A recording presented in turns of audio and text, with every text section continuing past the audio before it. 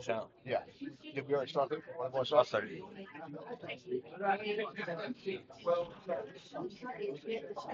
Go sit there and sit there. You want to sit over here? I'm about to move this chair. I'll just move this. Stay.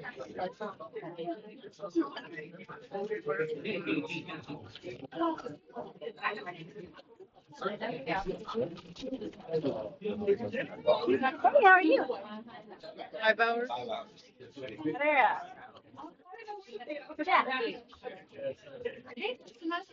You start already? You got 5 hours on the island. Okay. Coach. I don't get it. Yeah, They're both 64. that's what I'm saying. I don't understand how we were able to last the entire movie. It was pretty long last time. It was still patchy before though. They'll be lying to us.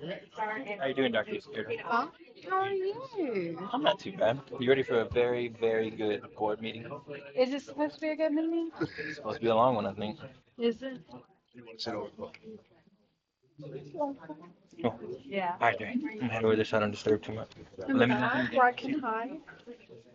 Hey, I should go get my charger, huh? Yeah, we got Sit over here next to that. We'll watch.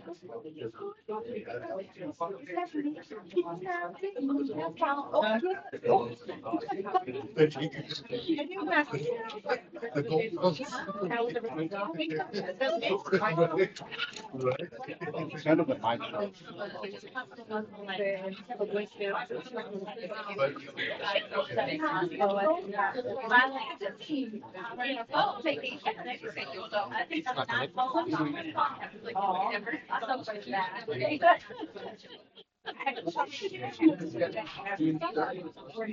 Oh, I got you.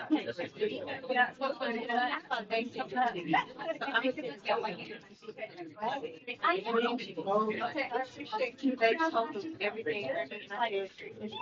I was like, that's why I was outside. What about your family? There's no soul. I got all green. There's audio. Nice mathematical system like that. I got all green. Yeah. What about your? So we was so we have Okay, hold on. Oh, yeah, I'm gonna be starting to that party. Oh, I'm getting feelings.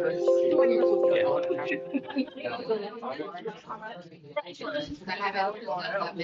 Oh, I'm gonna take care. I'm sorry. Is that my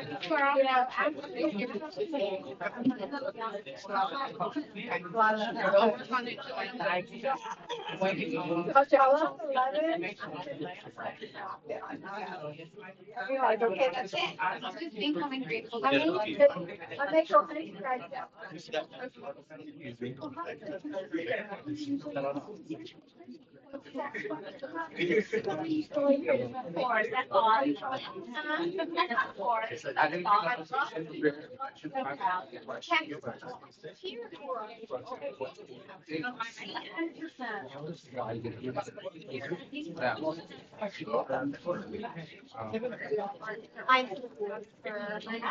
Okay. But she said all yeah. Let's talk about it. So we did discuss it, we just said, hey, do you have any questions on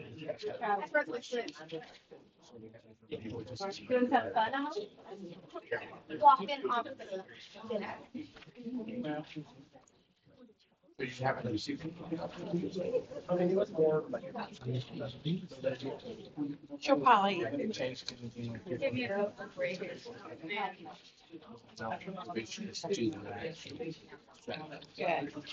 Yeah. Hey, do you have a charger? USB? No. Yeah.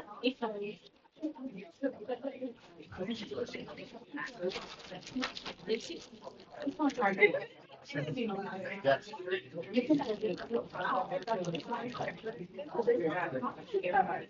30 seconds.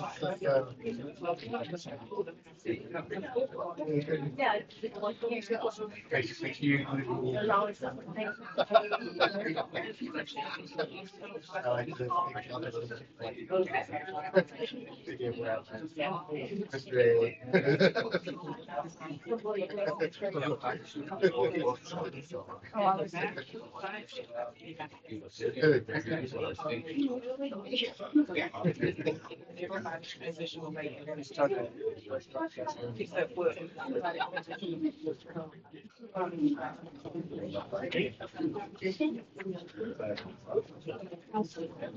Coming up.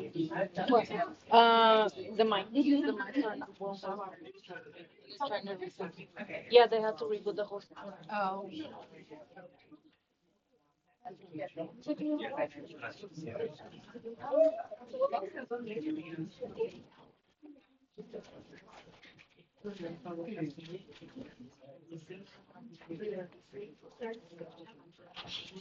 How college you never done just be a few more moments for working on my classes.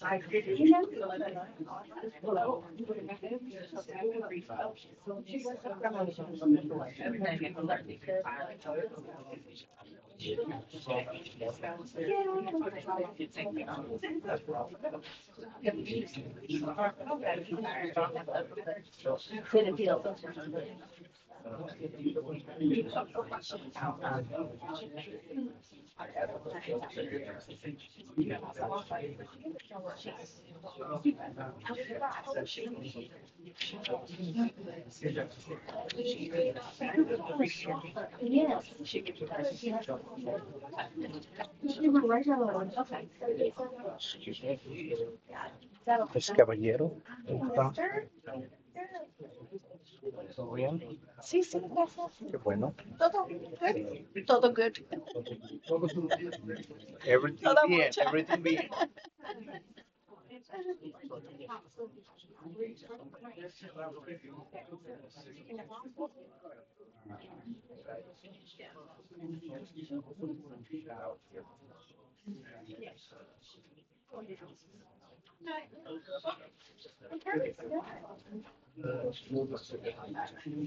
That always helps. I like, I was in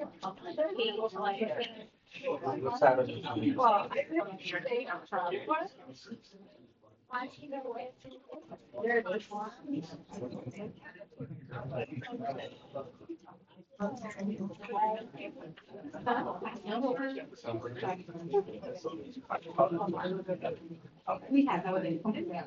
What place do we eat? Not long. We didn't know.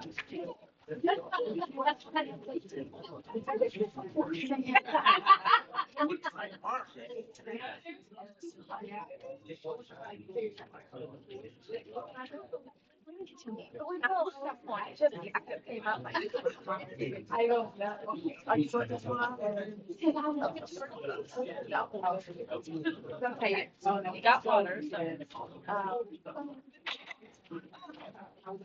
All right, we're going to call the Sheldon ISD board meeting to order at 6:05. Change it, I apologize. 7:05 p.m. We're going to begin with a prayer. Thank you, Father God, for bringing us together this evening that allows us to connect this school district. Thank you for all the presenters, the guests, the students, parents, staff, community that are here this evening to share and all the decisions that we have to make, ask for supernatural wisdom and guidance as we discuss all the topics that we have discussed tonight. As that presenters be able to just make sure all the information is clear, and then we're able to absorb that information and make great decisions for everyone involved. Father God, as we conduct our business and finish this evening, as that you guide us in shield protection as we make our way home to our final destinations this evening. In the name we pray. Amen. Let the record show all was present, except for Ms. Miles. And on public hearing, optional flexible school day. It's which one? So you start usually to listen to this. Hi, my name is Jemima Mills, and I am the principal of King Academic School of Excellence.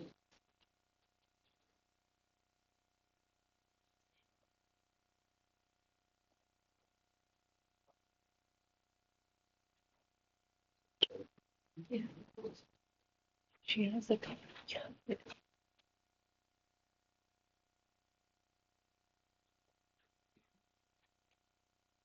Tonight, we are going to discuss optional flexible school day and how we use that effectively. So with optional flexible school day, our mission is to provide personalized learning to the whole child to prepare each student for college, career, and military success.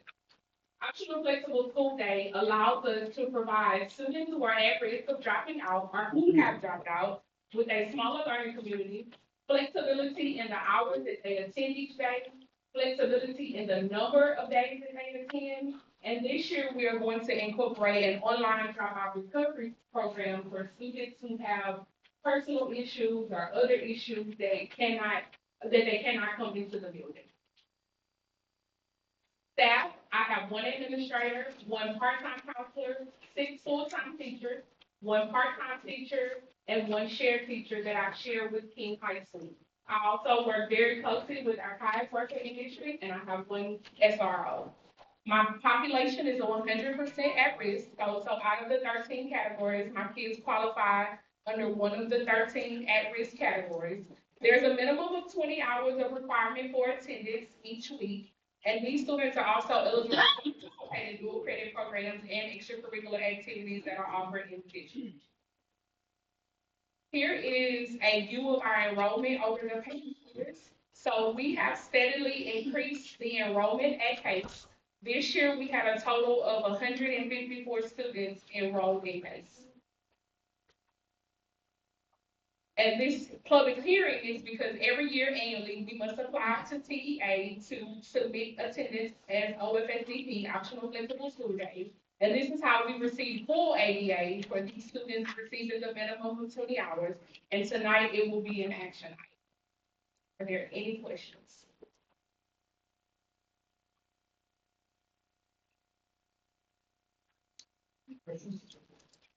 I think with everyone we used to do the graduations here in the board. Starting 10, 5, 6 kids and group. So, good program. Thank you.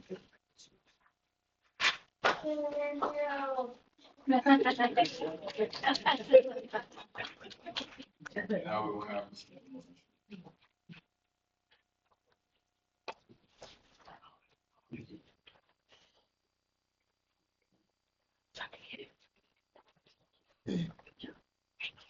Budget tax rate. Yes, sir. President Rivers, Dr. McCord, and members of the board, this is a public hearing on our 2023-24 proposed budget and proposed tax rate. All required publications are made on mass media and also on our website as well. I have prepared a few slides for you, but before I jump into the slides, let me share a few highlights of the budget. Student enrollment. We continue to see growth at the rate of 4 to 5% every year.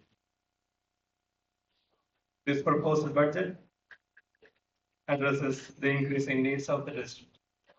Property value. Our taxable property value is increasing at the rate of 5 to 7% on an average every year. And this is going to help us reducing our M&O tax rate and to increase the taxing capacity for the district. Full-time employees. For the proposed year 2023-24, Shell and ISD will be employing approximately 1,640 full-time employees, excluding part-time and substitutes. So now I'm going into the slides. I will be going through the slides pretty quick, but feel free to stop me for any questions because we are already shared some of the slides at the last meeting. Project and membership. You can see from 2018 all the way to projected 2023-24. The numbers you see there is the ADA. ADA is about 92% of the actual enrollment numbers. So in actual numbers, we are looking at about 11,431 students for next year. Last year, the peak enrollment was little over 11,000 students, if you recall.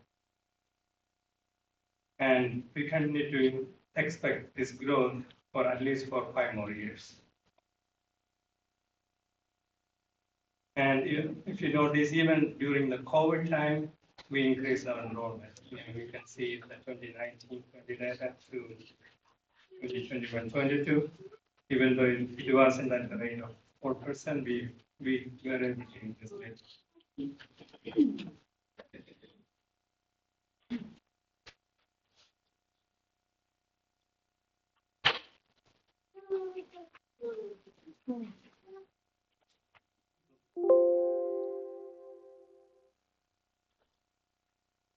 Expenditure summary. Total expenditure for the proposed year, $126.6 million. And this is an increase of about 5.8% from the current year budget.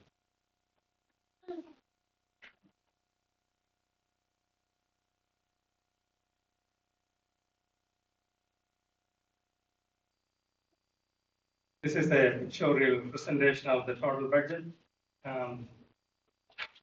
The light blue area is all expenses related to instruction and instructional related expenses.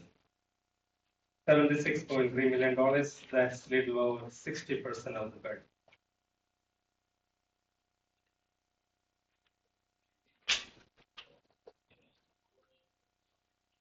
And next slide is the revenue summary. Local revenue, $63.8 million. State revenue is $59.2 million. Federal program, $3.5 million. Chapter 313, $1.4 million. We still have 2 active Chapter 313 contracts. We are still working on 1 more. Total revenue budget, $127.9 million. And again, I was preparing this budget based on the legislative information when they started discussing school finance. And this revenue may be coming back a little bit, about $1 million. But we are already being covered. If you look at the total expenses, $126 million, and you see 127. So even if we don't get all that they have promised, so we still be in a balanced budget situation. Next slide, proposed tax rates, minimum tax rate. I'm going with the current year low, because nothing being approved for the next budget year, 0.955. Possible reduction on special session, but not sure at this point. But the recommendation by peers is going with the current year low, so that's what you see there. However, there is an increase of 4 cents for INS tax rate. We were at 0.46 last year, and because of the additional bond sales, we will be at 0.5050 cents for INS. Total tax rate 1.45.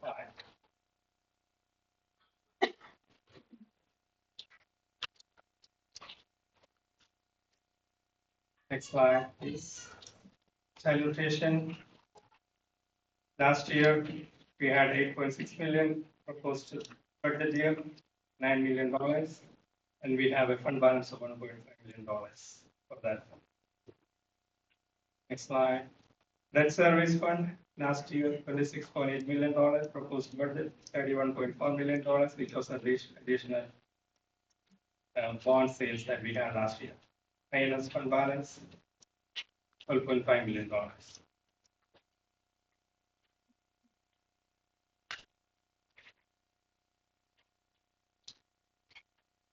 Next slide, please. Early Learning Center. Last year's budget, $399,000, proposed budget, $409,000. And as you all know, we are subsidizing that program, so I'm expecting another $20,000 subsidy for next year.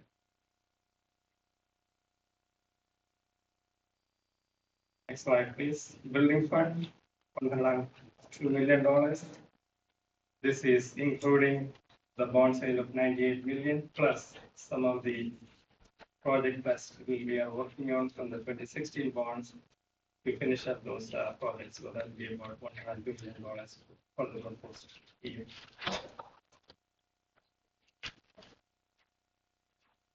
Any questions on proposed tax rates or any questions? Thank you. Thank you very much.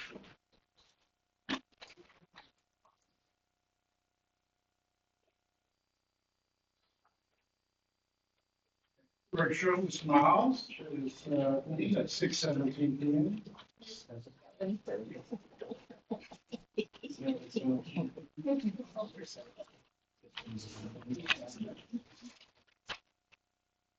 Okay, thank you, Abraham. Appreciate that information on the budget. And we're on celebrations. Now we get the good stuff. Jones Spotlight. Call. Thank you, school board, employees, community, and guests. Before we get to Sheldon Spotlights given by Ms. Conklin, I do want to take this opportunity to introduce and recognize some new district administrators, whether they are new to their positions in the district or new to our district. And so I'm going to call your names and read some information about you. So we're going to get to know you and tell a little bit of your business, but we want you to, of course, stand up and introduce anyone that is here with you from your family.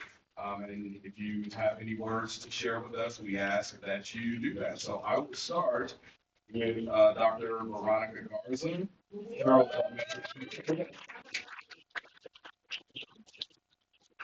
Approximately 20 years of educational experience, including 6 years as an administrator.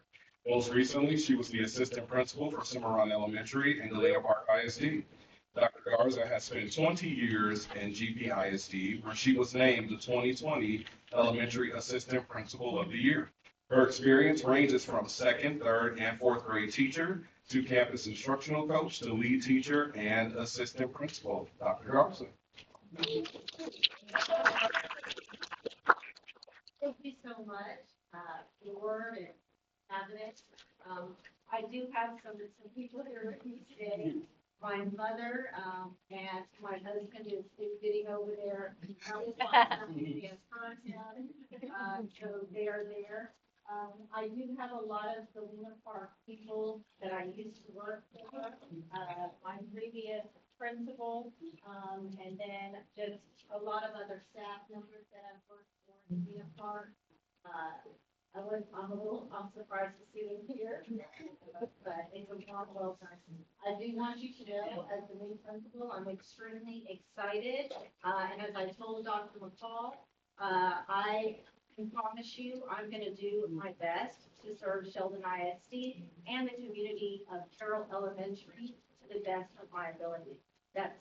It's not possible to fail. We are going to thrive there. So thank you for this opportunity. Thank you.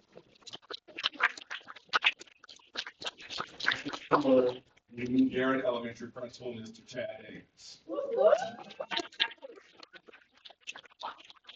He's the Associate Principal at the CE King 9th grade campus.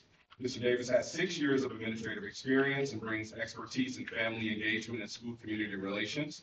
Prior to his time in Sheldon ISD, Mr. Davis has worked as a teacher and assistant principal in Fort Bend ISD. Mr. Davis. Awesome. Thank you to the board for the opportunity wife, my son Graham, and my son Grace. And just to reiterate what Dr. Dawson said, just to make an impact on students' lives. Continue excellence, recognize excellence in what we do. One of the first things that I read in your policies and procedures, when I first got there, that statement right there, we will not compromise excellence. We will strive for excellence in everything that we do, take care of everything. And then the continued excellence, we're going to give it all we have. We promise excellence will occur.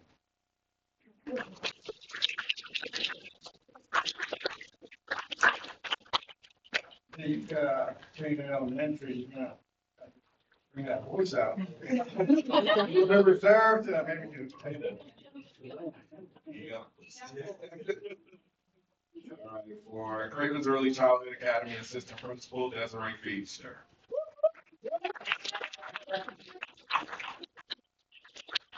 Grew up in Cleveland, Ohio, and Humble, Texas. She has been a part of the Sheldon ISD family for all 16 years of her career. She lives in Crosby with her two sons, ages 9 and 12, and dog Luna, and is surrounded by a supportive family in the area. Ms. Feedster. Thank you, Dr. McCall, and thank you to the board. With me today, I have my two sons and their grandparents who are all part of my support team. I'm really looking forward to stepping into the new role, and I am looking forward to supporting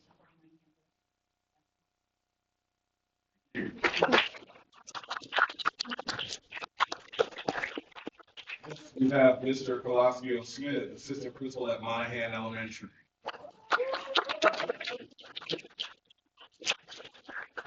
Smith began his teaching career in the Texarkana Independent School District and later taught in the Aldine ISD.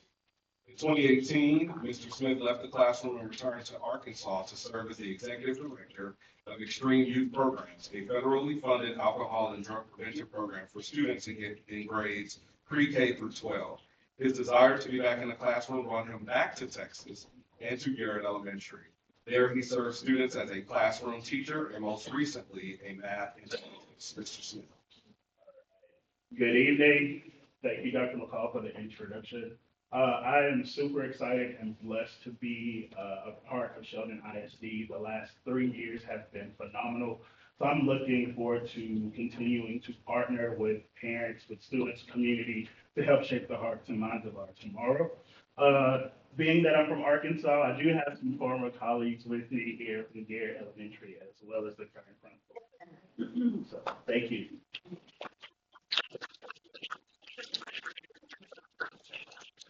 All right, Sheldon Elementary Assistant Principal Marcy Jackson.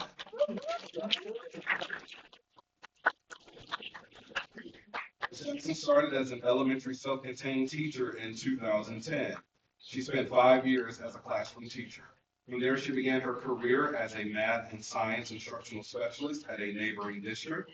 Most recently, Ms. Jackson also served as a math and science instructional specialist at Royalwood Elementary here in Sheldon ISD. Ms. Jackson. Those are definitely tough acts to follow, but I'll give it a try.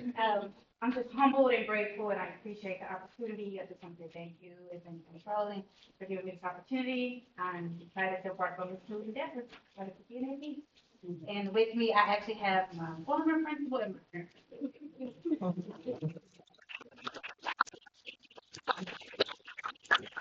Although he's not here this evening, I do want to recognize Mr. Scott Mary, Associate Principal of Curriculum and Instruction at C.E. King High School. Mr. Mary has been in education for 19 years, serving as a coach, teacher, and administrator. Most recently, Associate Principal at Galena Park ISD's North Shore Senior High School. His wife is also a teacher, and both are children of teachers, and they have a daughter. So let's give it up for Mr. Scott Mary. So for C.E. King High School, Mr. Anthony Felder, future business leader, academy principal.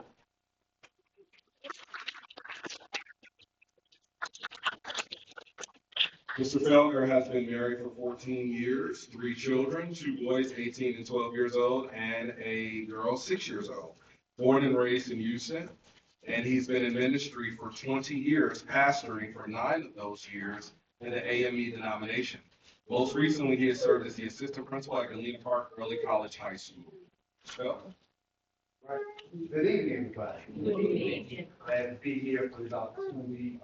Thank you for the opportunity. Thank the board and thank you, Howard, the current principal of City King for this great opportunity. I'm ready to shake the minds.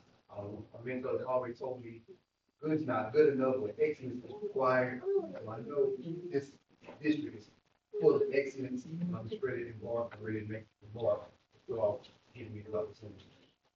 Thank you.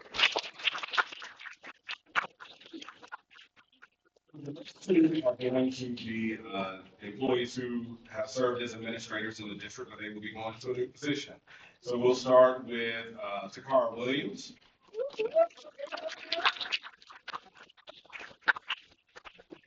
Director of Federal Programs and Grants. Mrs. Takara Williams has been a proud educator for the past 13 years, 6 of those years in administration. Most recently, she has served as the principal of Garrett Elementary School and Sheldon ISD for 4 years.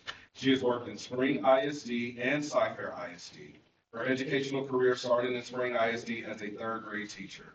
She is the wife of Mr. Eugene Williams II and the mother of Eugene III, Trey, and Carter Williams. Mrs. Williams. Hello, everyone. Thank you so much for the opportunity to the board and to the rest of the Sheldon ISD.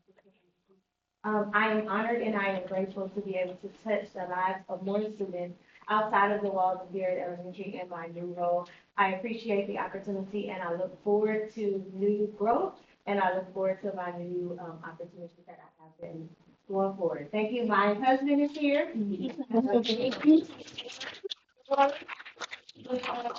is my daddy who saved my life every day.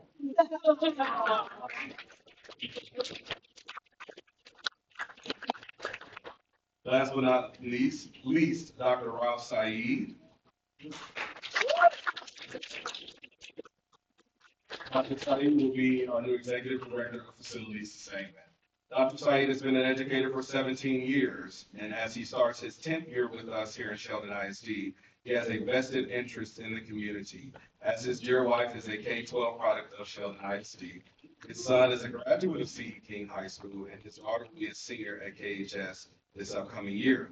He has also been a sergeant in the U.S. Army. He has served as an associate principal at C.E. King High School, then principal of King Middle School, and back to C.E. King High School as Dr. Saeed. Thank you so much, Dr. McCall. Here, before I forget, my wife, my daughters, my nieces, and my nephew with me. Well, I would like to, because I've been here for 9 years, I get to have a few more minutes. But I would start with a warning to the leading hardcore. Once you go Sheldon, you never go back. So, a few words I remember. Thank you for asking me to come to Sheldon ISD as your associate principal. And I know at that time I was stolen and people did not see you eye to eye. But I am so glad and thank you so much for this great opportunity. Sheldon ISD is the best place to be at, to work at. I'll feel at home every time my kids are here. I'm just excited.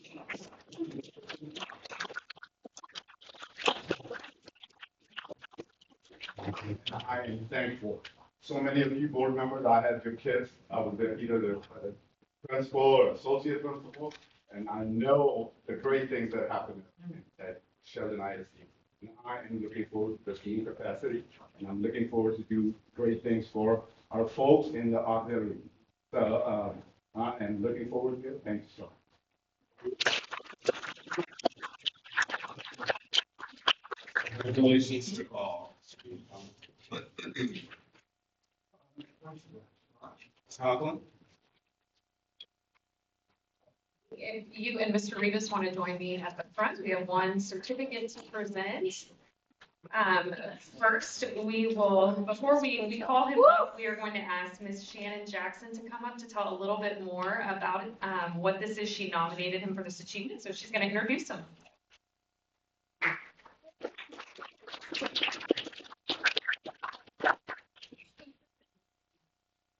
Good evening, everyone.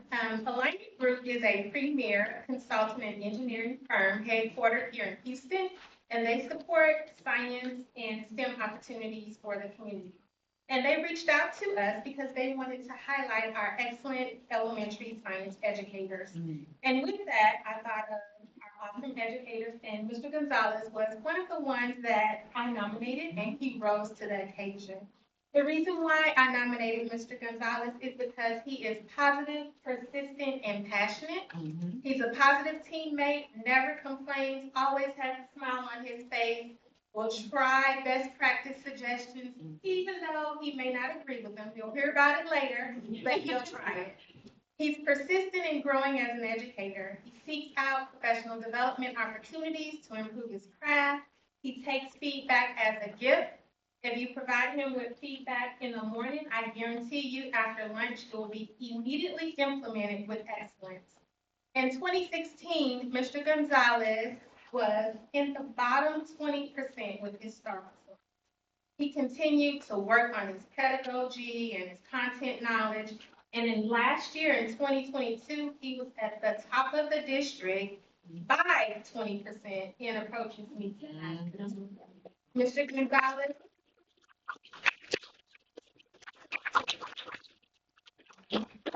Mr. Gonzalez is passionate about science and STEM. He's eager to participate in whatever opportunity provided by Ms. Selesnik, myself, or his principal. He supports his students in STEM opportunities on campus, after school, and in his class. He's passionate about attending outside PD to support his students. He's passionate about science curriculum. Last but not least, he's passionate about his students. He enjoys engaging them in STEM learning. He wants to make sure that it's fun. He personalizes learning for them. He captivates them with awesome phenomena that they may be interested in. He'll wear crazy wigs, as you see up there, and he'll be their STEM superhero. Mr. Gonzalez deserves these $3,500 to put in his pocket and $500 to spend in his classroom. Again, congratulations on being nominated Outstanding Elementary Science Educator of the Year for Texas.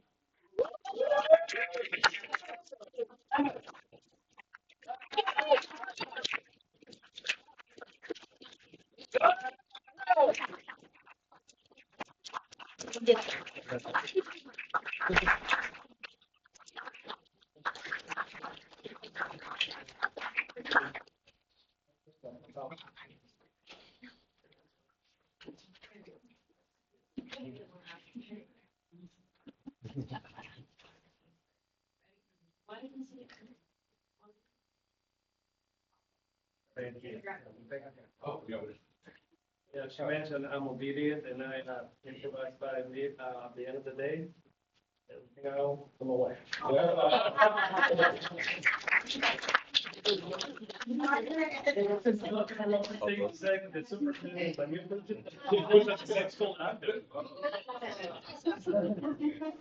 Thank you.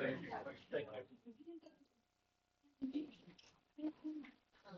Okay, a few more spotlights to share with you this evening. So the Public Relations Society of America Houston's Excalibur Awards honor outstanding public relations professionals, programs, and tactics. And we're proud to share that Sheldon ISD's Bond Communication Campaign for the November 2022 election is a finalist among professionals across the greater Houston area. So the communication team members will learn results of the finals during a dinner awards presentation on Thursday of this week. Next, we also want to share that the Communication Department won 7 awards from the National School Public Relations Association. That's out of a record of more than 1,800 entries across the nation, so super exciting. The first award was a Golden Achievement Award, and it recognizes exemplary work in all aspects of school public relations, communications, marketing, and engagement. And this was for the November 2022 bond election campaign, communication campaign. And then there were also additional awards for, and you'll see those on the screen, but for our annual report, electronic newsletters for parents and for staff, as well as different branding image packages and our website.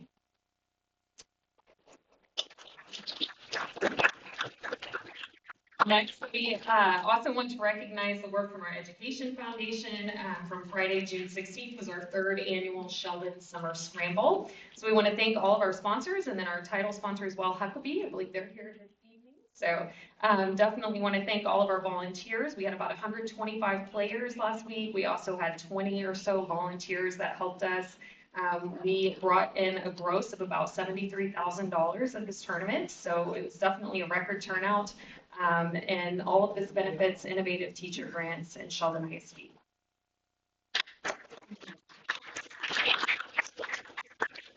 We also want to give a special congratulations to our teachers of the year. We recognize them at the Sheldon Stars Banquet back in May, but we have Taylor Deese from Monahan Elementary and then Joshua Ragland from King Middle School. They will be recognized in August at the Teacher of the Year Region 4 dinner.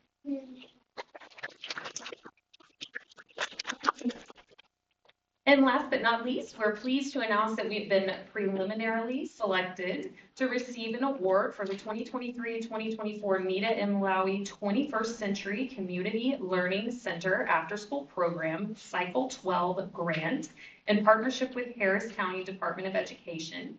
The program will offer an after-school program services to Monahan Elementary and Royalwood Elementary for the next 5 years in the amount of $922,000. And we have some birthdays to celebrate. Miss Archie and then Miss Matthew. Yeah.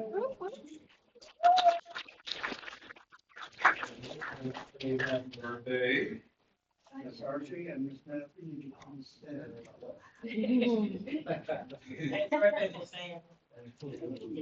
On three. 1, 2, 3. Happy birthday to you. Happy birthday to you. Dear Miss Archie, happy birthday to you.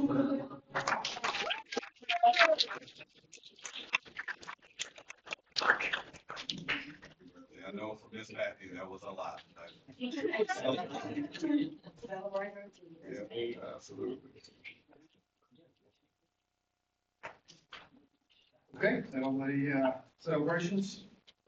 Moving on to reports and discussions. Item A, proposed policy revision, ISD local. And you have the policy, you should have the policy as your desk.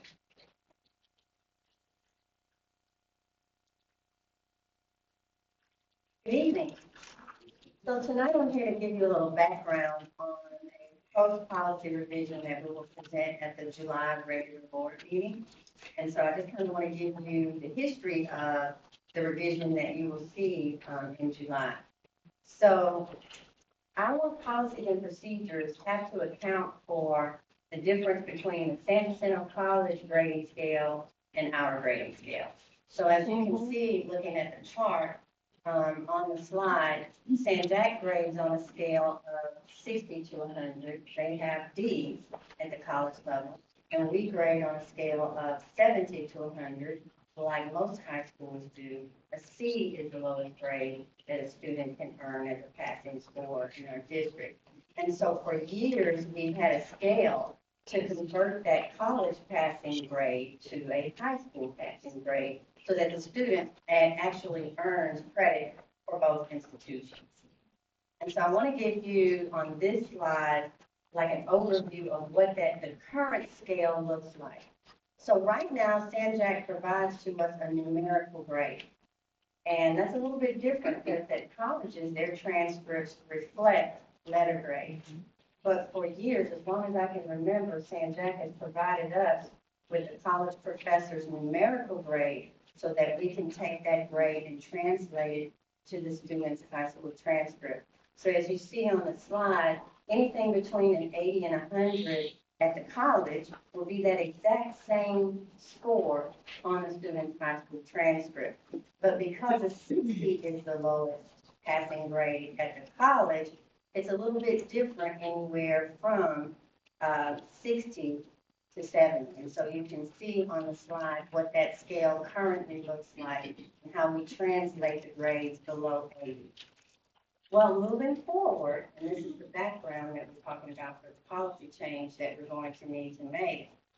Starting in the fall of this year, so, you know, the grades that the students get starting between August and December from the college, San Jacinto College will follow TEA's guidelines and they will only present us with a letter grade.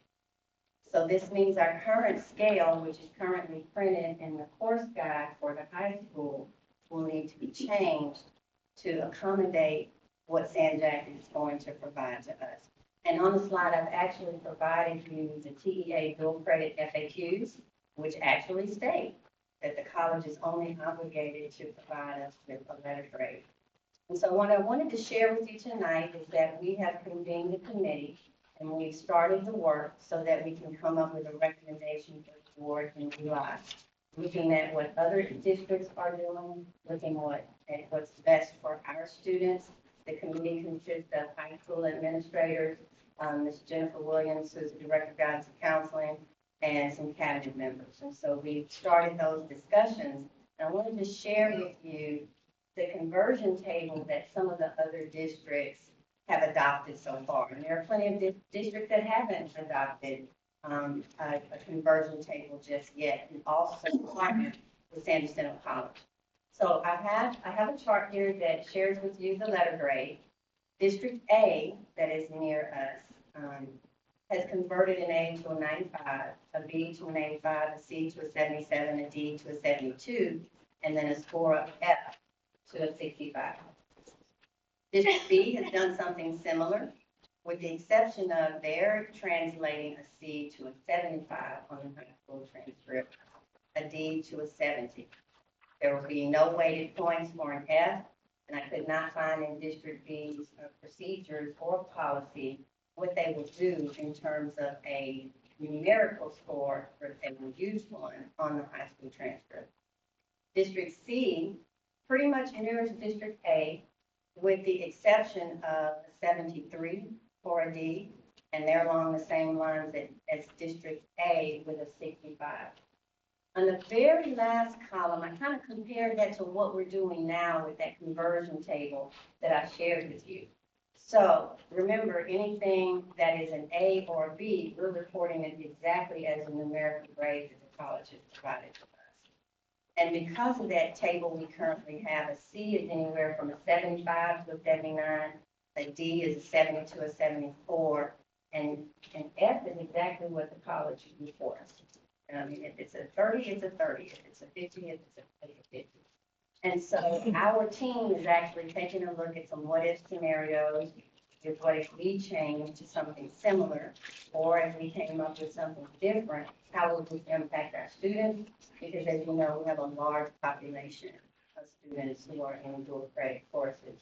So I just kind of wanted to give you the background today so that when we come back in July, the committee will actually have a proposal for the board to review and to take action on. Any questions so far? We're going to miss those numerical grades, that's all I can say. All right, thank you.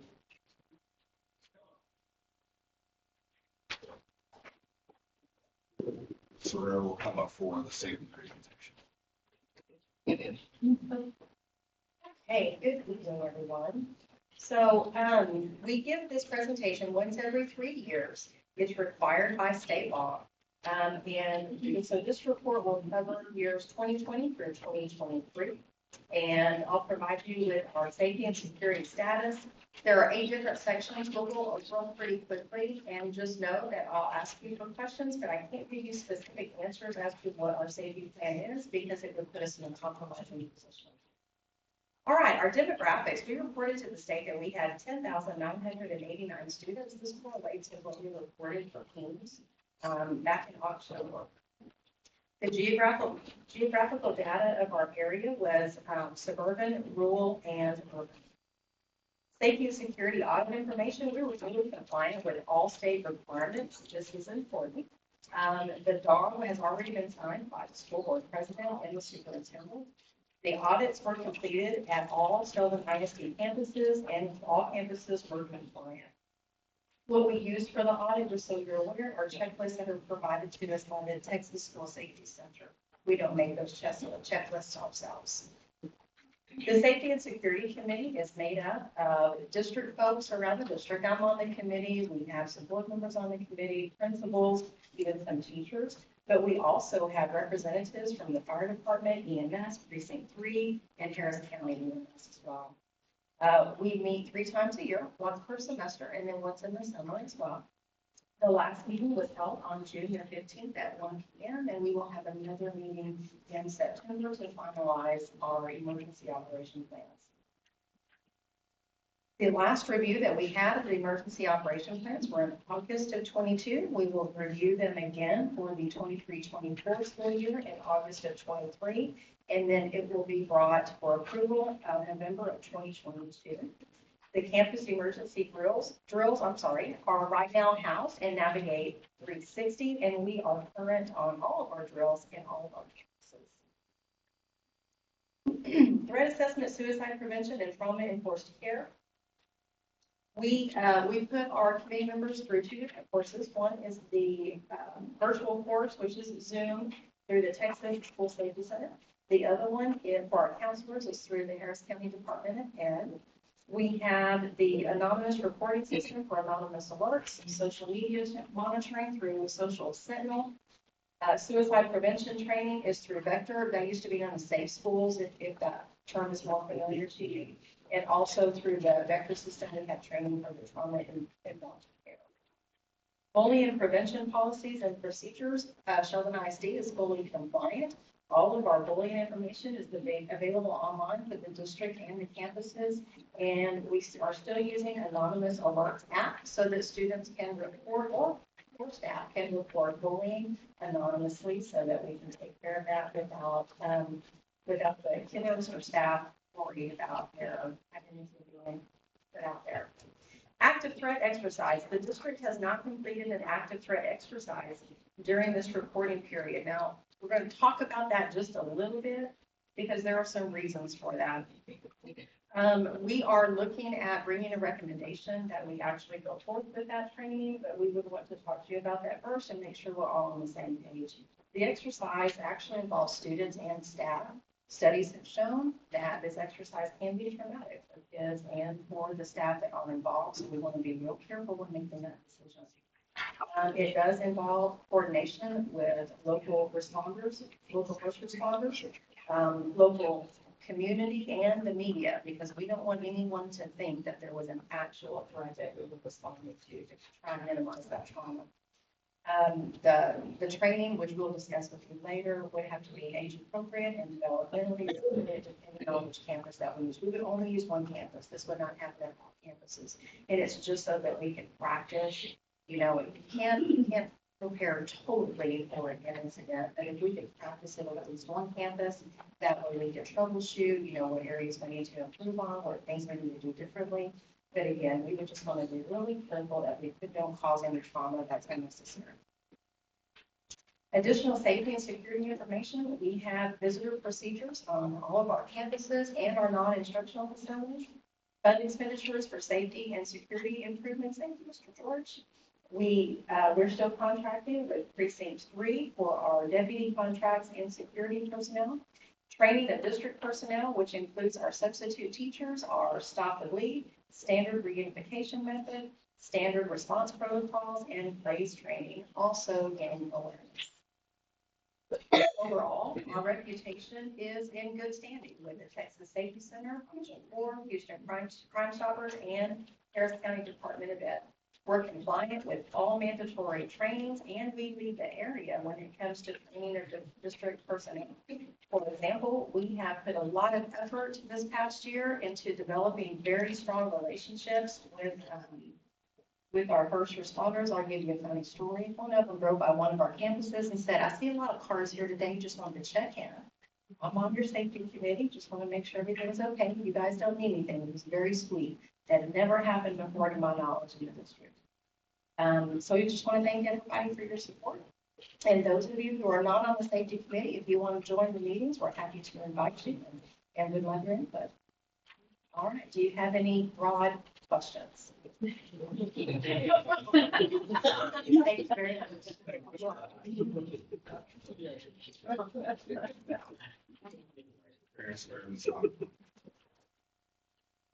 Good evening. I'm excited this evening to share a communication tool that we have been researching and want to recommend using for the 2023-24 school year. So before we start talking a little bit about that, I want to review what our communication goals are in Sheldon ISD. We strive to provide timely, adaptable communication. We want to use platforms that are intuitive. We know our demographics are changing and people want something that's easy to use. We want to provide accurate information that's easy to access, and even a bonus as if it's in one platform, right? So we start by looking at what our parents have to say. And these are the results from our most recent parent survey. We have 91% of families that feel that Sheldon is communicating well in language that they understand. So that's something that we're happy about and proud of. These are also the top 5 ways that parents prefer to receive their information and communication in Sheldon. Email is the top way, and we see that a lot, especially in different districts across the state. When I've talked with other colleagues, email is there. It notifies them, but they can come back and read it later. Text message is still very important. As you can see, website. You can also see that phone calls have kind of shifted, keep getting lower and lower. They may have been our first primary way that people like to receive information, but now it's getting a little bit lower and lower under email and text. On our next slide, we're going to take a look at the current ways that we are communicating and the different apps that we're using to communicate. And so we're, imagining what it's like to be a parent in Sheldon with different apps to connect and stay in touch. So you can see these are a lot of the different apps that are being used district-wide, that are being used across the campus, being used for maybe teacher-parent communication. And so we've been thinking, as we look for different ways that we can improve our communication, what is the overall experience like for a Sheldon ISD parent, and how can we make it easier for our families? So something that Parent Square offers that we found during our research is one unified platform. So you can see it does 4 different things across the board, and we're looking at the website part of what we want to talk to you about today is the mass notifications, the classroom communications, and then the different school services that it has. So as I mentioned before, our demographics are changing. The average age of a Sheldon ISD parent is 38. So this means they were born in 1985 roughly, and it classifies them as millennials. So we know that millennials are known for growing up with technology. They embrace collaboration. They're not afraid to try new things with technology, and they're used to using social media and two-way communication that's very concise and uniform, something just like Parent Square. So this might be what communication would look like in Sheldon now. You can see, and this would be after Parent Square. So what you see in that first image, it's going to keep replaying, is a lot of different messages using many different channels going to all different recipients, right? So with Parent Square, it would be one application that could be in the form of a desktop application or even a mobile app. And that would reach our families. It could even reach students and also teachers as well. So as mentioned, it's one single application that could be used for phone calls, for our mass notification messaging, our text messages, our emails, attendance calls, even personalized messaging between teachers and parents about students. This is something that can be done in a safe, controlled environment. It can also assist with any kind of investigations as needed, if we should have to do that. And it's a way for families to feel like they are staying connected and staying engaged. So we mentioned the secure messaging. I'm going to show you in a couple of slides what that would look like and how it's able to translate into different languages. But I also want to mention that it would sync directly with Skyward Family Access, which is something that we're already using. It includes forms and sign-ups, so permission forms if you want to volunteer at a campus. And then also the ability to immediately know if we're being able to connect and know the connectivity rates, and we're able to troubleshoot very quickly. That's something that's important, especially in today's written. We're trying to get in touch with people for emergencies. We want to make sure that we're being able to communicate with everyone. So overall, it's removing any barriers by having one application to make it easier for families to work with our schools. So what you're seeing on your screen now is the contactability rate. So after a message would be sent, we would get something that you'd see on the right side of the column that shows the contactability rate. This is great for people that really enjoy the data of it, like me, because I want to know that we're reaching everyone in our school district. So with Parent Square, each notification shares that rate.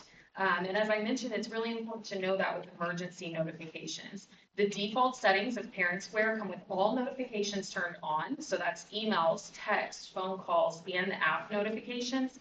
But legally, we do have to allow parents the ability to opt out of the text message. That's something that we have to do. So if they don't want to receive it, they have to opt out. But there is an exception. So any emergency type of communication would bypass all opt-out. So that's something that's very important to us, and that would go out as a text or a phone call. This is an example, as I mentioned before, of what a direct message would look like, and is one of the features that Parent Square has. This is something that could really help with the language barriers from teachers to what it would be like at home. So in this example, we call, a direct message translation. I think it's probably one of the coolest things I saw when we were doing this research. So we have a teacher who speaks English and a parent that speaks Spanish in the message on our screen, but it can do 100 different languages. It just depends what that parent has signed up for in Skyward. And so when the parent sends a message, the teacher will see it in English, but the parent may be writing it in their home language, and then it would translate in real time. So they're having a real-time conversation back and forth. And one of the most important things about this is it's logged in an archive. So if a parent's saying, I never got this message from a teacher, I didn't know this, we can pull up those chat logs and see that the message was sent, or maybe the message wasn't sent. So that's something that's important to have in case we're doing things with any kind of investigation. The next slide that you'll see is something that's pretty neat about the whole experience as well, is its signature forms for permission slips. Everything would sync with the student ID. It can be added to the calendar. There are ways for them to sign up to volunteer, ways to chaperone for events, maybe field trips. This is also a really important feature that's just one other way to connect with them in a way that they're used to using. The interface of this looks very similar to social media sites. It's something that's intuitive, doesn't require much training, because once they get in and understand how to get in, they can simply start using it and get the notifications. And that leads me to training and onboarding. We would definitely come up with a very extensive plan for this, because there's a lot of components here. So the first step would be eliminating all internal use of applications. So we, as you saw on that first screen, we use lots of different communication tools to communicate internally with staff and then also externally with our families. Next, we would train folks at each building to understand how to use the system. Currently, we're using School Messenger, and that's the process that we do now. We have folks in each campus that understand how to use School Messenger. And now that that's going to touch even teachers using something like Parent Square to communicate in their classroom, we would implement a train-the-trainer method. So that way, there are people that understand how to use this from each building, and then they can train teachers, as well as offering trainings throughout the year. Parent Square also has a great library of support that we can use as well, and offer onboarding support throughout the whole year. And then equally important is to educate our families how to use this. So this is some of the ways that we would do that below, through having websites, simply promoting what it is, offering video tutorials of how to use it.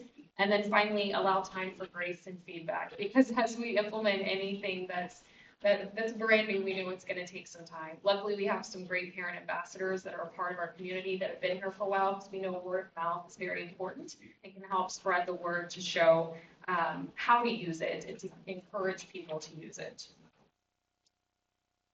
And then wanted to share the cost with you. So roughly Parent Square is about $4.36 per student.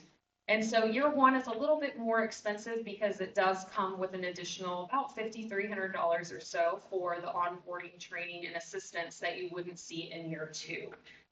Now, we would use funds of what we're paying for School Messenger. So currently for School Messenger, we're paying about $16,300.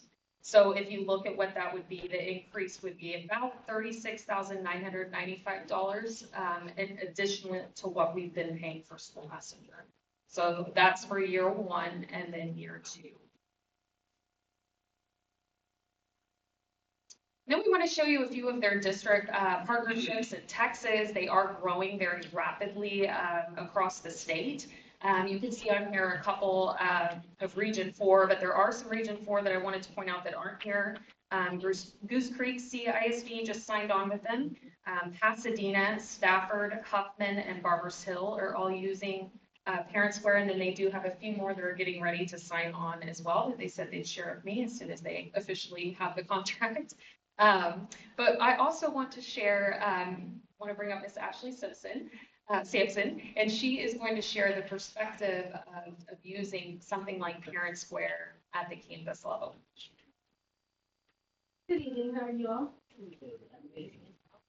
All right, so currently I'm using about 5 of these apps at City King Middle School myself. So we all use Messenger to get messages across through email, that's texting, and that's the phone call, auto dial that goes out to all parents. But at the same time, at the beginning of the year, we train our teachers to use Dojo. So if you want to communicate with your classes, each teacher has their own Dojo, and you use it, and also the campus will use it to send out messages as well. Personally, I pay for my own SMORE account because I wanted to see about how many people were interacting with my actual newsletter. So even though I'm sending it out through Messenger, it kind of gives me this percentage, and I can see that they have it, but I don't know that they've actually opened it. So I purchased SMORE for myself, and the district has our own account for SMORE as well, but you can't work with multiple people. So then I find myself using Google Sites so that multiple people can create a newsletter. So I may have my counselors on there, myself, my dean of instruction is putting information on there. And that kind of is where we create this large system of how we kind of use so many apps that it becomes a little, out of whack. So I also use Remind for my teachers separately, and that's text message, and teachers love Remind. So we use separate text messages. So on my phone, you can see all the different apps. And then, of course, I have a student in the district as well, so I have his teachers who get me on Dojo and Remind and so forth. So I have these things coming from everywhere, and if my notifications aren't turned on, I don't know who's saying what, but my son will tell me, Mom, did you get it? And I say, go show it to me, because after a while, you lose out on how many apps you're using. But the one thing that I did find for us is translation is a big deal in our district. I send out everything, and I have to have a secondary person translate it for me. So initially, you want to send something out really quick, and I am a literature major. I am a writer, so when I write, it's lengthy. It's not just a quick sentence.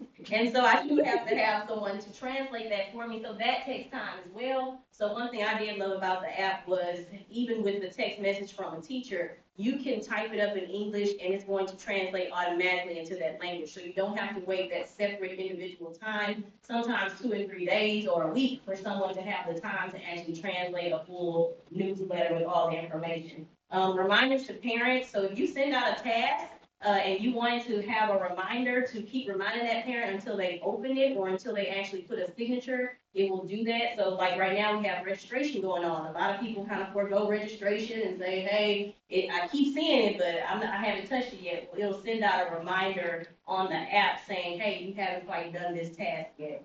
Sign-ups for parents. So we do have a lot of volunteers now coming into the district. And with that, you use a separate platform too. You use Google Forms to get parents to sign up.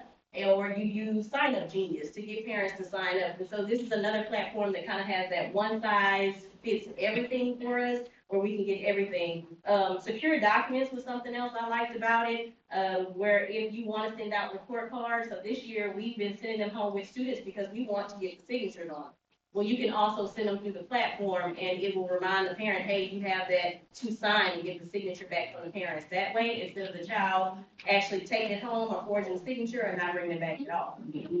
Teachers can communicate with parents again. There's another part of the service where they can actually communicate with parents. A lot of teachers don't like using their own phone to communicate with parents, or they have to do the calls after school. So it kind of forces them to create like a Google phone number or *69 is what we used to use back in the day. But it forces them to do that. And this app also has that virtual phone. If we purchase that component, they can actually call through the device and it doesn't capture your number for people to use that number versus a school number.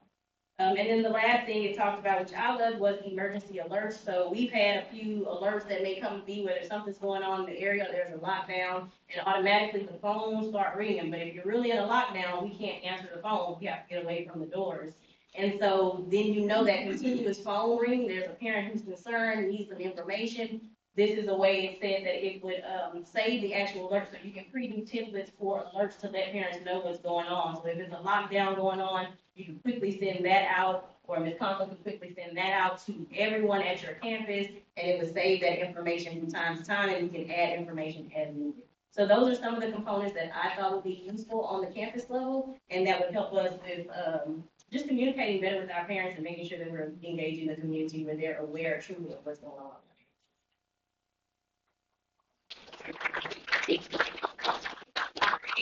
So we just wanted to provide you with that information today, and then you would see this as an action item for the July meeting.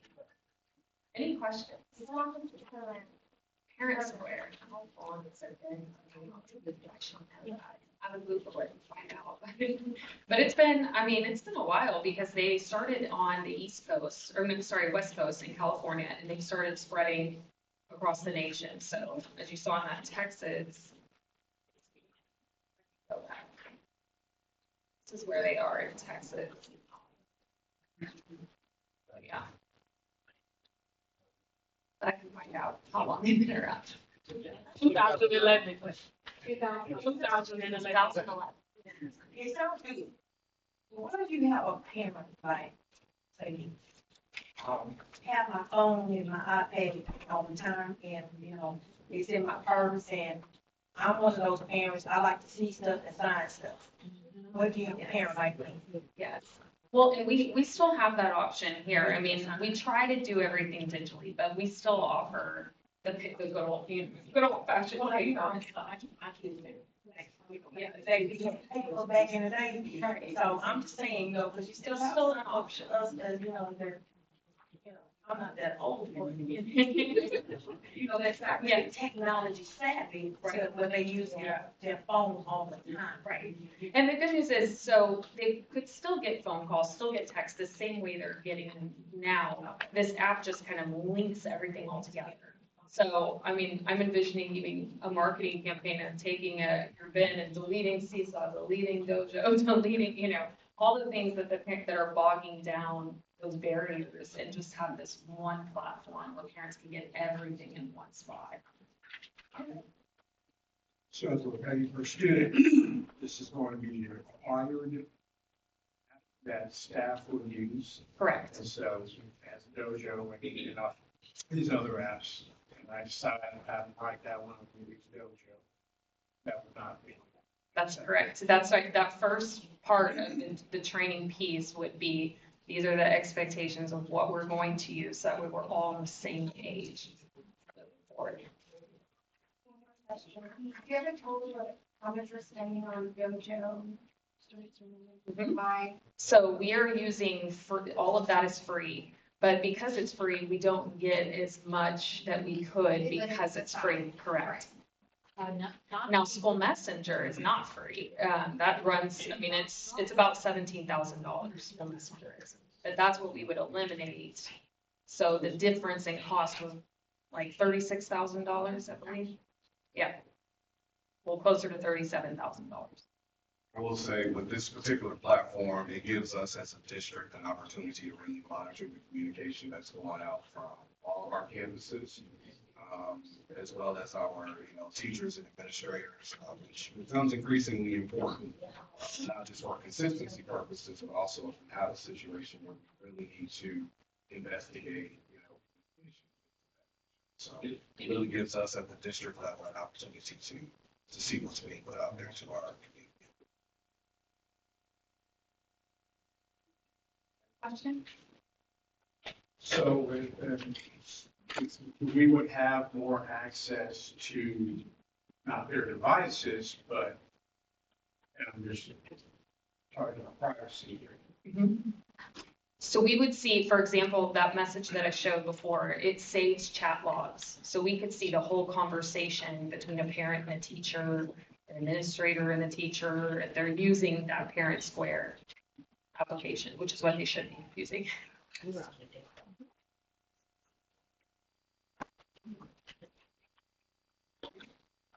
Thank you.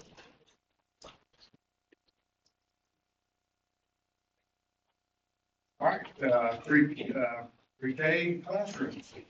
Awesome. Go, Dr. Musto. Yes. Thank you, Gillian Park. Appreciate you staying. Go back and report.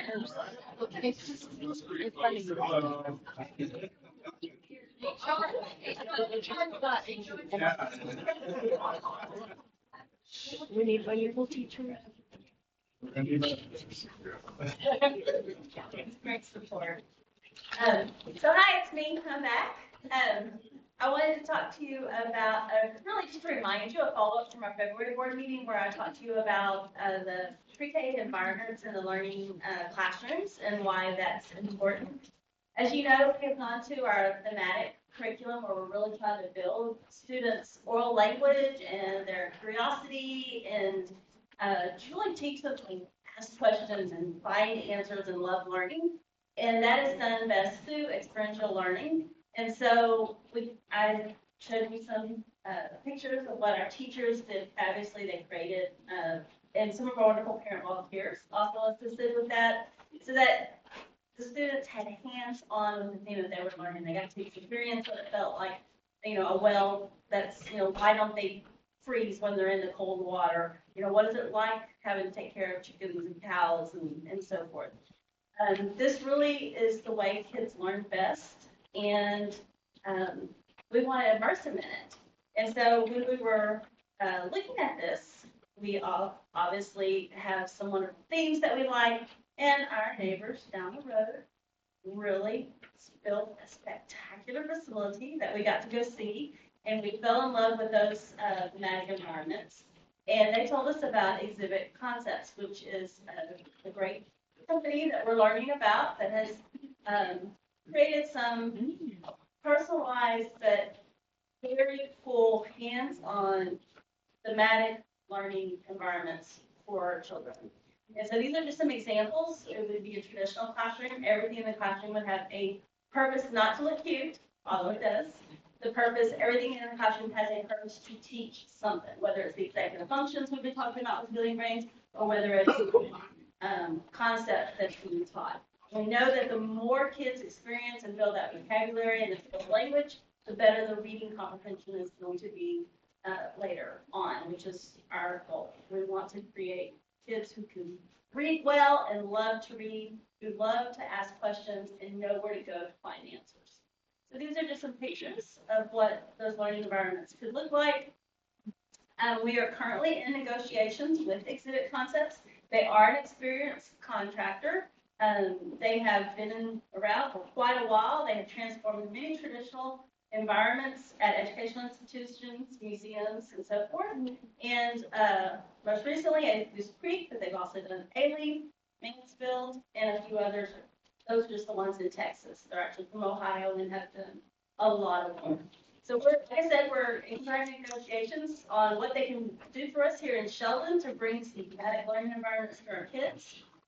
These will be action items for you guys in July. There'll be two. One is a design contract, which will be based per classroom, and then a fabrication contract of them building the design out. But like I said, we're still in negotiations, so there's more to come on that. You have any questions?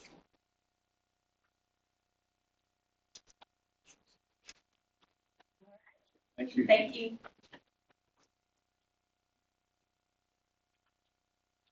Special education contract services.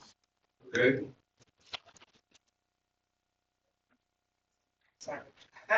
So I am here today just to review a couple of contracts with you guys. The first one is our shared service agreement with Humble ISD. I'm going to take it very slow. It's a regional day school program for the deaf. So you'll usually hear me say RDSPD. No, I'm not really from Franklin. I'm going to say it in the song. I had a few people in our P's meeting go, why are you singing? No, I'm sorry, I need to take it slower next time. So next time you see that, you can think it up. So that's our program for our students who meet the eligibility of deaf or hard of hearing that needs some supports from specialized staff.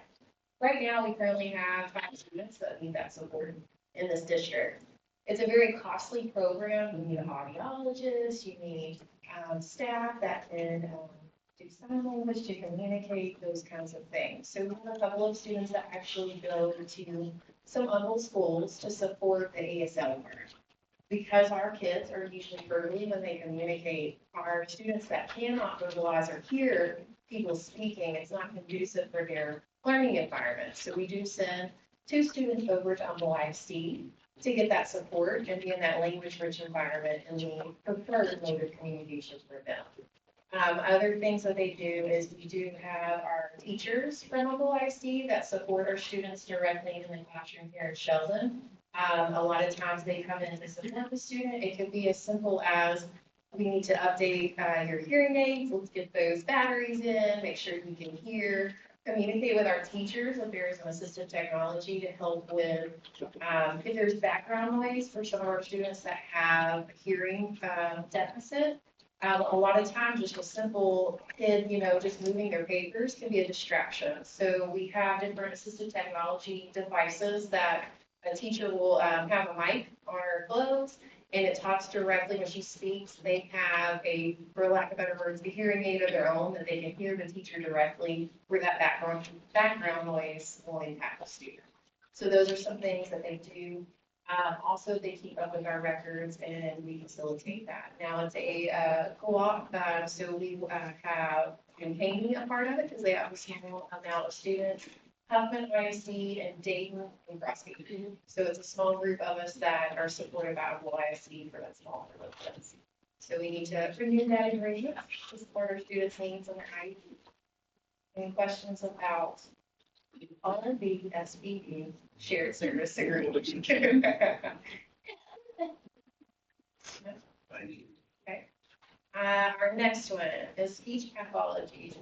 Speech pathologist. So we've had a challenging time finding credentialed speech pathologists. There is a shortage in the state of Texas, and it is challenging to get those staff members. We have over about 500 students that need that speech therapy support. Right now, we are supposed to have 6 speech pathologists with 5 speech pathologist assistants. I am fully staffed on the assistant side. We're usually able to catch those staff members pretty quick. Where we're lacking in is getting our speech pathologists. So we have a situation where it's either we keep that spot open and keep looking, and our students don't receive the services, or we contract out with a couple of vendors to get a contracted speech path to support our students. So right now, it will be 2 bilingual speech pathologists and then 1 monolingual.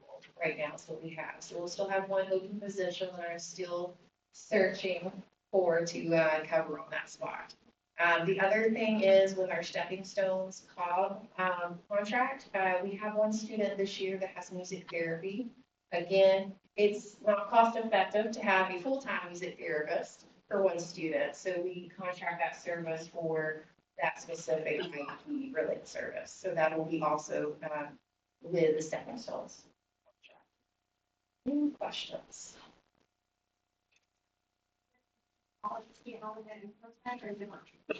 Right now, 1 of the 3 will be a remote, a teletherapist. So what we do is we have our speech pathologist assistants with her. So I view it as a Batman and Robin kind of situation. Wherever Batman goes, Robin follows. So when our remote speech pathologist is present on the computer, our assistant is there to facilitate. So it's not a situation where we have students in a room with not really a physical adult nearby. So we attach an assistant to help with the facilitation of it. A lot of times what we do as well is for the remote speech pathologist, she supports the supervision of the assistant as well as evaluates. So we try to reduce the amount of direct speech therapy from a teletherapist. Ethically, when we work with students that are teletherapy, we start to see that the student is not responsive to the intervention. The student is not sitting, they're not really interacting with that teletherapist. Ethically, we have to go back to the drawing board and look at, we need to get an in-person speech pathologist for a student. So we're always monitoring, and if we see that there are students not responding to the teletherapy that they may be assigned to, we do adjust and we get that in-person staff member for the students. Questions? Thank you. Thank you. Okay.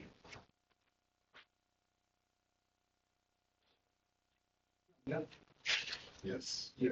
Federal program grant applications.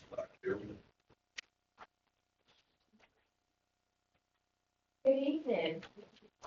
I'm coming before you because we require by law, whenever there are times for our Title I to report funds, we have to do a open record, open meeting to the board and to our program. So it also is time for us to do our ESSER review. Just to let you know that we are getting ready to apply for our Title I funds and the amount of $2.4 million. Title II, $490,000, Title III, $343,000, and Title IV, $171,000 to support our schools, our teachers, and our funds. And last time I met with you, we went into details as to what those different programs offer and what they support. So we just have to put a notification, call this meeting. It will be posted on our website as well. The other notification with our ESSER dollars, we depleted ESSER 1 last year. This year we will completed ESSER 2, September 30th, 2023. Now we only have ESSER 3 funds remaining, and those funds must be depleted by September 30th, 2024. Because we received those funds, the funds were restricted because of the COVID. And there's 3 areas we have to be included every 6 months, from June to June. And we have to look at our Safe Start to School program, and that link at the bottom where it says ESSER plans, if you click on it, it will take you to the website. Our Safe Start to School plan is how do we open up schools again and provide a safe environment for our students. When Dr. Davis was here, Karen and the team worked up that plan. We do review it every year, but we have to keep it posted, even though we're not working under those guidelines. But the district continue to provide safe environment for our students. We continue to provide technology support and to ensure that our environments are clean and safe and sanitized for our students. We also had to develop a continuity plan, which determined if we are, since we're no longer going to be remote, we're going to be face-to-face, how we're going to continue instruction that will close learning gaps that occurred because of the pandemic. And so there was a plan in place. Also in that plan, we included, what if we have to go back to remote learning or hybrid learning, what that looks like? So those things are included in that plan. The third part is how are we currently using our ESSER funds, and every 6 months, I have to present that to our stakeholders. That includes people from cabinet, it includes our principals, assistant principals. We have our Lieutenant Thurman is on that committee, Mr. Bradley for Safe and Secure Schools, teachers, parents, our community partners, and students. We meet and we discuss, we review our funds are being utilized, and we determine if there are any changes that are required. And at this time, the team determined that there are no changes that need to be made. The plan will continue. So following this meeting as well, I will post on the website that there will be no changes from now until December, which is our response review again. I will be back to meet with them again and to give you an update. No, it's critical that we continue this process. Every month I check our link. TEA has a link and USDE has a link to this website. Once it was kind of broken, and so I had to get with this we got to fix this link. It cannot be broken. So I do check it every month to make sure that it is operating and functioning properly. So we are audited, that it will work and we will pass with flying colors. So that's my review for tonight on the notification of funds and our ESSER review. Any questions? Thank you, Dr. Gill. You're welcome. Okay. We're moving on to the consent agenda. They discuss anything on the minutes for items A or B. If not, we'll entertain a motion for those items. Mr. President, bring with the Board of Trustees approve the consent agenda A, B, and copy to the attention. Motion by Ms. Horsley. Motion by Ms. Hunt, second by Ms. Miles. Comments or questions? All those in favor? Thanks. Okay, moving on to new business, item 8A, flexible school day programs. Mr. President, recommend the Board of Trustees approve the optional flexible school day program application with the copy to be attached and become a part of the minutes. Motion by Ms. Hershey, Second by Ms. Miles. Comments, questions on flexible school day? All those in favor? That's unanimous. Item B, low attendance, day waiver. Mr. President, recommend the board of trustees approve the low attendance waiver attached to the party. A motion by Ms. Archie. Ms. Martinez, second by Ms. Martinez. Comments, questions? All those in favor? That's unanimous. Moving to items C and E, as we need to gather more information and more documents for those two items. So we move on to item E, instructional resources. Mr. President, it's recommended the board of trustees purchase the McBrew Healing Reading Language Arts Instructional Resources for the amount of $72,906.81. Have a motion by Ms. Archie. Second by Ms. Martinez. Comments, questions on the property? All those in favor? Motion passed unanimous. And I know on item C and D for the gallery, we need to gather more information. There's more documents on C and D. That's the reason why we didn't take consideration or motion on those two items. Share that. Okay, moving on to item F.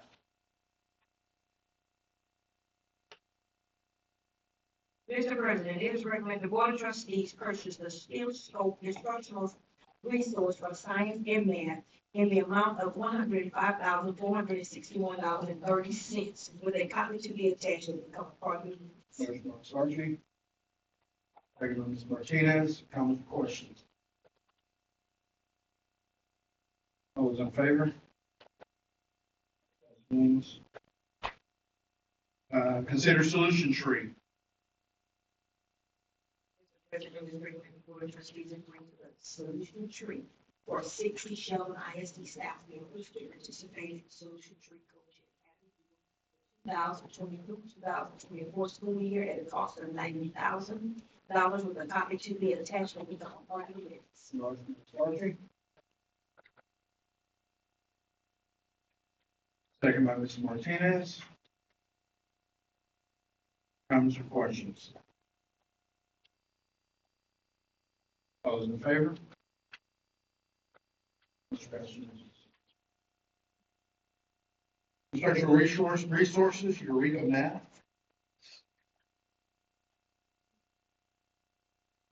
Mr. President, it's recommended that the board of trustees approve the purchase of grade lines, everything have, personal resources in the amount of $77,426.68 with a copy to be attached to the party minutes. Have a motion by Ms. Cormier. Second by Ms. Martinez. Comments or questions? All those in favor? Passes unanimously. Frost Construction.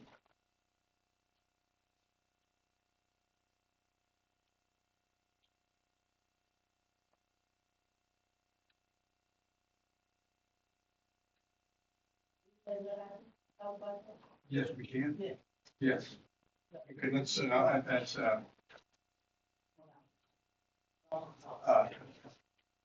Elliot.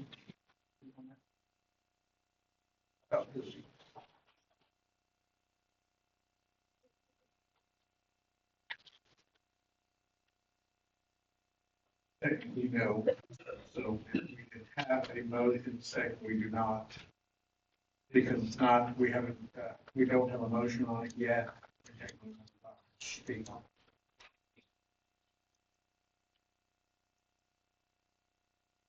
So we can. We can fit now. May I get a presentation? Yeah, it's anything top critical on this. So I need to, I went to Anything top critical on the side.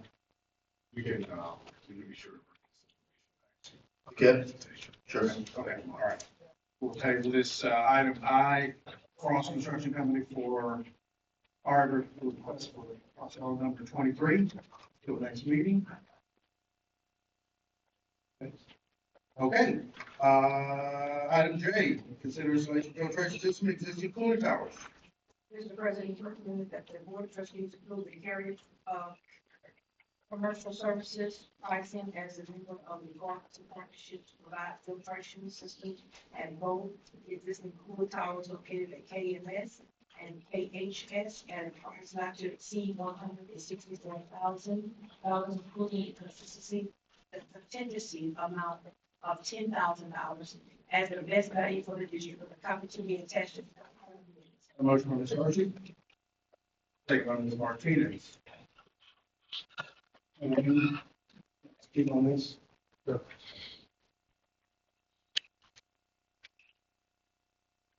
So we continue to I know that's, we continue to have issues with our chilling our cooling system, and you want to give a brief why this, I know I suppose why we're having to do this now. So the last time, last fall, we replaced the cooling towers at KMS. The towers service actually the middle school as well as the entire complex there. What we're asking for now is a filtration system, which the cooling towers themselves receive a lot of dust and debris, thus clogging up the cylinders. So the filtration system as installed will prevent the clogs from happening. And so that the frequency with which the filters have to be replaced will be reduced as such. And so what's changed from the initial installed in the central plant? The immediate, a little more.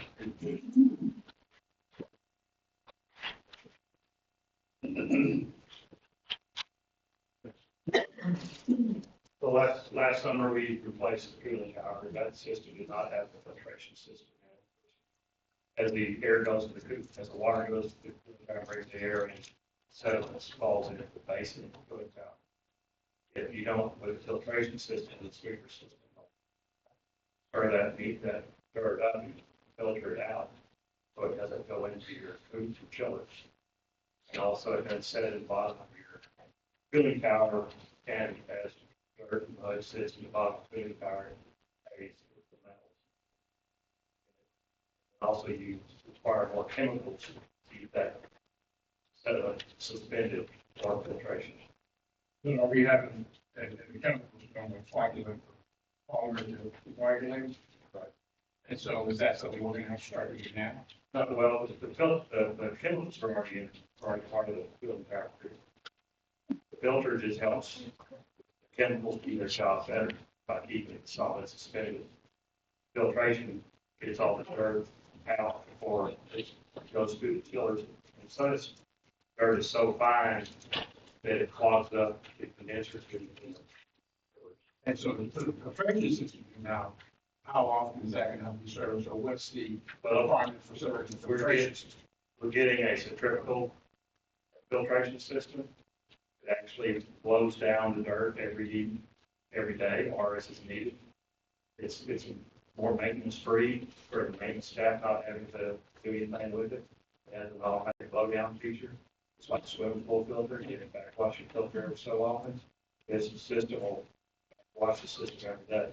It has an automatic valve that's 30 times because pressure rises in the filter system. It will blow down and get rid of the dirt. And so we replaced the chiller last year. We replaced the cooling tower. Yes. And this summer, we're rebuilding chillers 1 and 2 at Canton. And that's at the central plant. Yes, sir. And we're going to put one in the high school also. That one right now, maintenance is having to clean the base of those cooling towers about once a month versus once a year with all the construction in the area. This system will help keep things from having to shut the system down once a month. Not only are we putting a filtration system, but we're also putting a sweeper system that suspends this, blows water around like a swimming pool, blows the water around and keeps the water sediment suspended so the filtration system taken out prior to the one. So there's no more chemicals that are going to be needed. Oh, you still need chemicals. No more than already used. Correct. You'll be using less because your water is clean. Like, so for the separation point, it's just not drinkable. It's a drinkable filter that does not use any chemicals to do its job. Chemicals that are used by the water treatment system helps keep the solids suspended in the water. So you're not going to treat solids separated. No. Really? It's going to extend your life so you're cooling down in water. It's reduce the maintenance that's required for your maintenance staff, but they're naturally clean out, vacuum out the basins. But now the maintenance on the filtration system, is that something that are very little maintenance required. This thing's automatic. It gets rid of the dirt, holds it in its tank, and when the tank gets full, it automatically dumps it back. All right. Real quick, can we go back to item 8I? Are we going to table that until the next board meeting, the 18th? Or because we're going to lose about 4 weeks in schedule. Permits ready to go has been issued, sort of picked up on this Friday. So just want to add that as well. Okay. Yeah, and as time-sensitive items come across, and I know we've shared this before, if there's something that's time-sensitive that has to be done. If we, as a board, needed more information, that we don't like to extend that time or delay or have any impact on those schedules. But if we don't have that information prior, then we have to do it. We get the information. And on that board meeting for the 18th, we're scheduled to award no, because bids are due on next week from this Thursday as well. So we need more time. We'll get those bids. This to a week from this Thursday, we can have them vetted and all reference checked, so we can get them early to you guys early. We're hoping to maybe award 2 of them on that same night. Okay. All right. Okay, any comments, questions on the filtration system? All those in favor? Motion passed unanimously. Item K, fundraisers. Mr. President, it's recommended the Board of Trustees approve the 2023-2024 fundraiser request as submitted for a total of $319,114 to be attached to the top part of the. Motion by Ms. Archie. Second by Ms. Miles. Comments or questions? All those in favor? Motion passed unanimous. If it pleases the board, items L through T, which are supplies and equipment and bids that have been vetted already, are something we do if there's no objection or if anyone has any questions on any of those items. If we want to combine those items with one recommendation, unless there is someone who wants to discuss any specific one. If not, we can combine those with the recommendation for L through T. Mr. President, it is recommended the Board of Trustees approve items L through T with a copy to be attached to the part of the minutes. I have a motion by Ms. Archie. Ms. Miles? Okay, second by Ms. Miles. Second by Ms. Miles, any comments or questions? All those in favor? Motion passed unanimous. Okay, moving on to item U, technology lending grant, 420. Mr. President, it's recommended the Board of Trustees approve the form provided by CDWG with a price of $99,561 with a copy to be attached to the part of the minutes. Have a motion by Ms. Archie. Second by Ms. Miles. Comments and questions? And this is part of that package you spoke about last. Yes, sir. All those in favor? And technology lending grant, 125 laptops. President is recommending the Board of Trustees approve ultra compute cycle with a price and $50,500 with a copy to be attached to the cover quantity. Motion by Sargent. Second by Ms. Martinez. Any questions? All those in favor? Unanimous. Amended budget for 2022-2023. Mr. President, recommending the Board of Trustees approve the amendment budget for 2022-2023 with to be approved with a copy to be attached to the cover quantity. Motion by Sargent. Second by Ms. Martinez. Comments or questions? All those in favor? That's unanimous.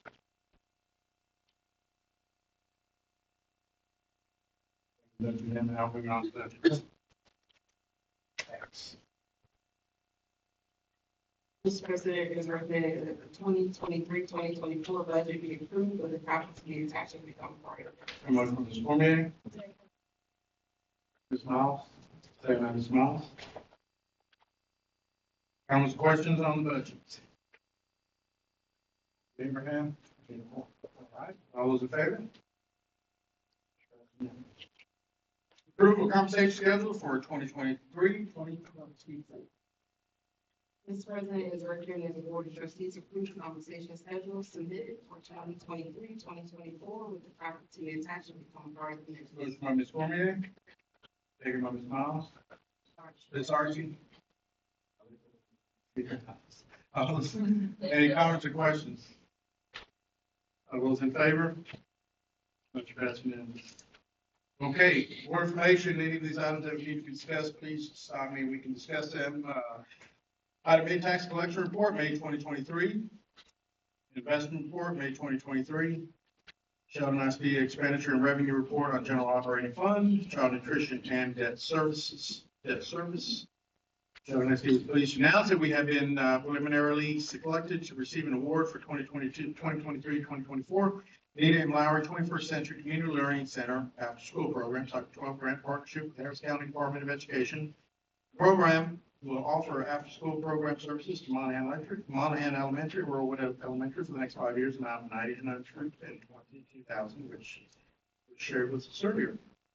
Bond update 2016, bond update 2022. Okay, comments for the public. Comments for the public under the Open Record Act. The board cannot respond to items or comments that are not covered on the agenda. Therefore, board response will not be made tonight. We have two comments from the public this evening. Rosalind Gardner. Ms. Rosalind, okay.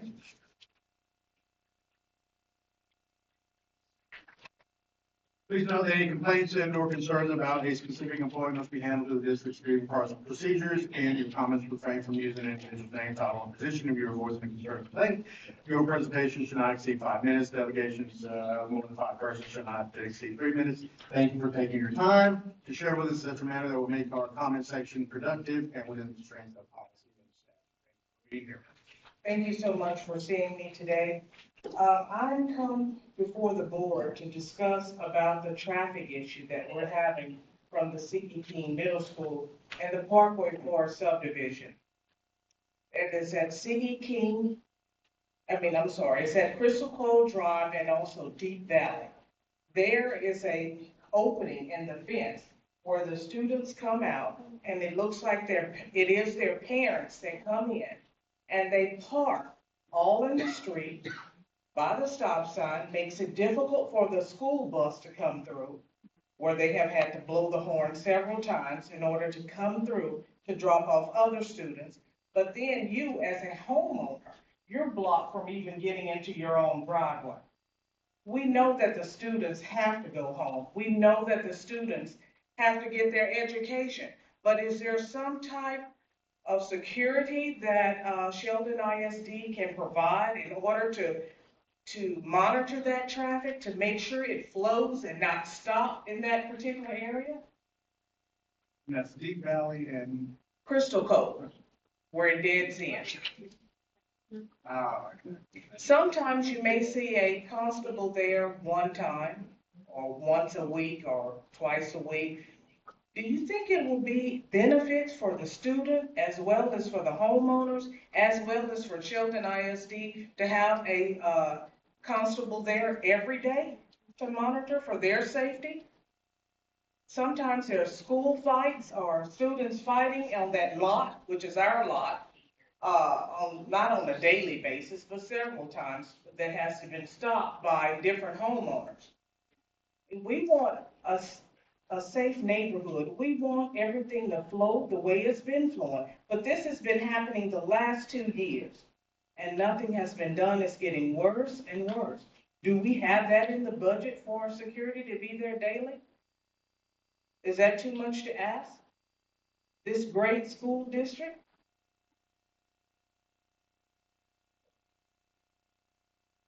That's basically all that I have.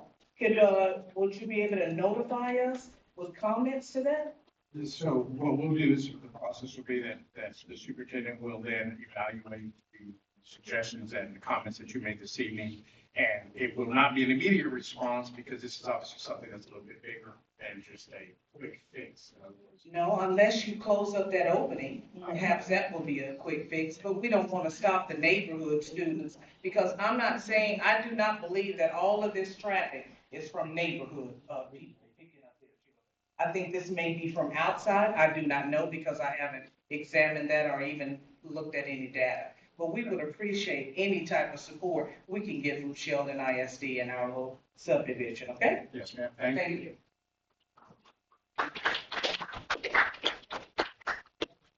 Okay, Linda Benoit. Good.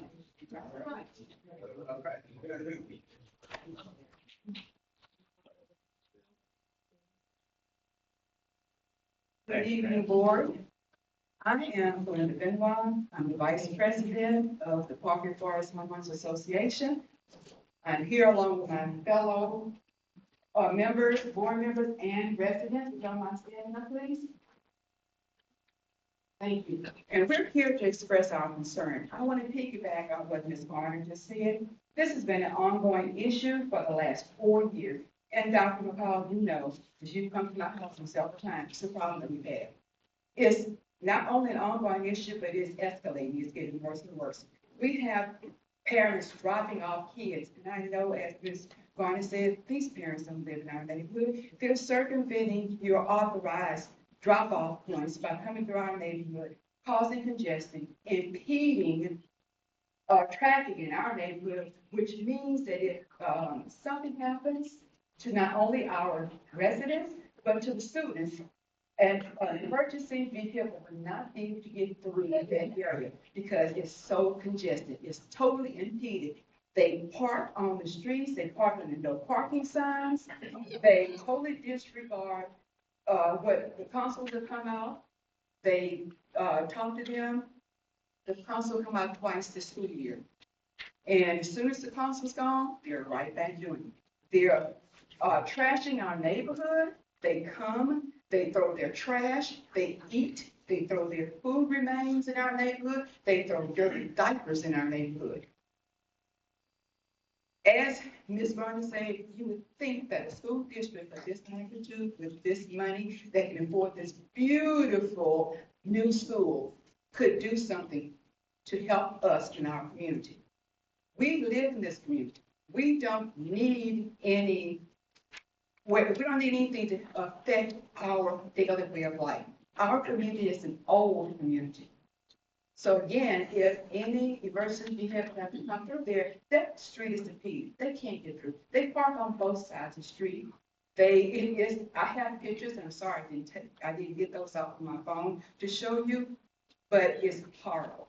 And it has progressively gotten worse. So we're here pleading to the board to do something about it, because those are your students. Your students are not able to walk the street to come home. The ones that actually live in our community, it's difficult for them to cross the street to get into the community because cars are parked on the crosswalk. They're parked at the stop sign. They're parked in front of our mailboxes. We can't get mail. They're parked where when we ask them to move, they will not move to allow us in and out of our driveways. I don't know what else to do. You know, we've been inundated with complaints to the board about this. So I have talked to, a couple of the officers, and, your officers know. Your school officers know. We discussed this with a lot of your officers, and I can't remember the guy's name, but some guy came last year, the first day of school, and told me, one of your school officers, and said, we can't do this every day, but we're asking that it be done every day. We're asking that something is done to help our community. We don't know what else to do but bring it to you guys, because those are your students. They're not being able to cross safely. I've seen 2 near misses. I live on that farm, and I've seen 2 kids get barely missed by being hit by a car because people are angry. They can't get through. They're going in their in their cars, getting out tire irons. You just don't know some of the things that we view on that corner with the traffic there. Again, I implore y'all to think about this and do something. Be proactive for your students, not only for your students, but be proactive for our community. Thank you for your time.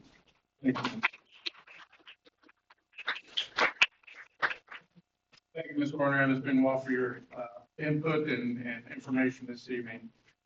And someone will look into this.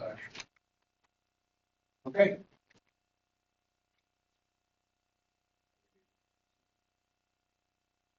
Okay, we're going to turn to closed session pursuant to Government Code Section 551072 to discuss the purchase, exchange, lease, or value of real property 551074 for the purpose of considering employment, evaluation, reassignment, duties, discipline, or dismissal of public officer, employee, or repairs complaints, or charges against public officer, employee 551076, and considering employment specifications for or implementations of security personnel license at 850 House Road, 853.